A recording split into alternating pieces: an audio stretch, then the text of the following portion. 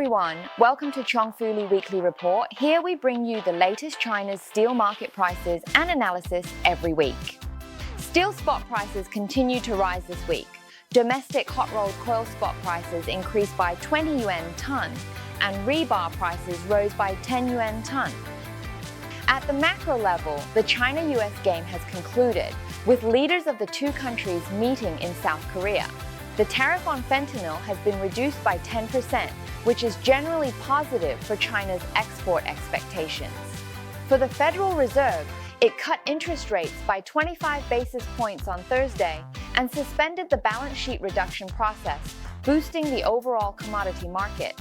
Domestically, after the easing of China-US relations, the room for reserve requirement ratio, RRR, and interest rate cuts has expanded.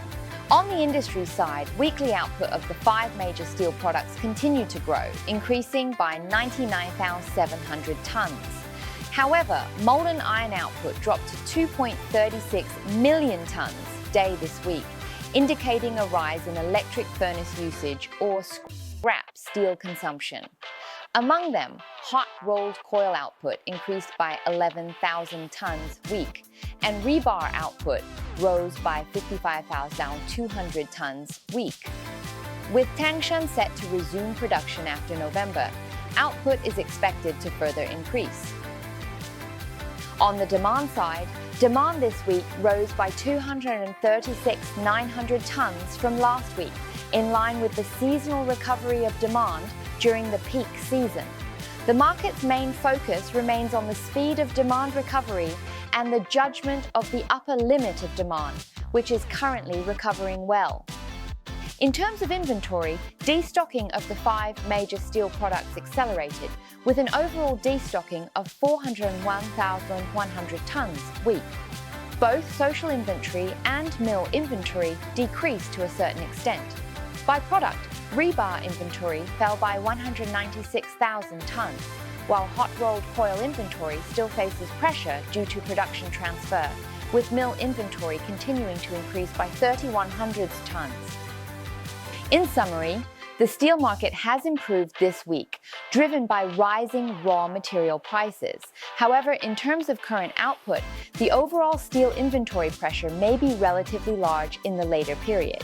After the production restriction on Tangshan steel mills is lifted in early November, inventory pressure may start to increase, weakening the support for steel prices. In the short term, there are no major contradictions in the steel industry. Production restriction and capacity replacement policies support steel prices, and the maintenance of high molten iron output keeps raw material prices relatively firm. Nevertheless, the upside space for steel prices is limited under current demand. With steel mills resuming production, subsequent steel mill profits may need to be suppressed to limit increments. As the peak season for steel demand gradually enters the second half, and with some steel products' profits approaching the break-even line, the pressure on the raw material side will increase. Recently, the focus remains on compressing steel mill profits. In terms of absolute prices, steel may follow changes in raw material prices more closely. Given the recent rise in steel prices, it is recommended to purchase only on demand. In the short term, the black market remains in a state of clear industrial trends and differentiated operation, waiting for macro-driven variables. Weak demand reality and inventory accumulation expectations restrict the room for price increases, while relatively low valuations, cost support, and macro uncertainty provide a floor for prices. Short-term policy guidance is not strong, and the market has responded weakly to next week's production cuts and the new capacity replacement draft. Declining steel profits and production cut expectations remain strong drivers. To summarize, there is support for steel prices in the near term. In terms of product categories, consideration can be given to steel types with increased cost effectiveness, such as special steel and section steel. Currently, after the decline in billet prices, partial procurement can also be considered.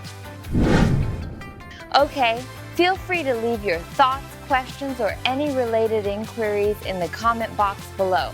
And if you found this video valuable, don't forget to follow us for more updates.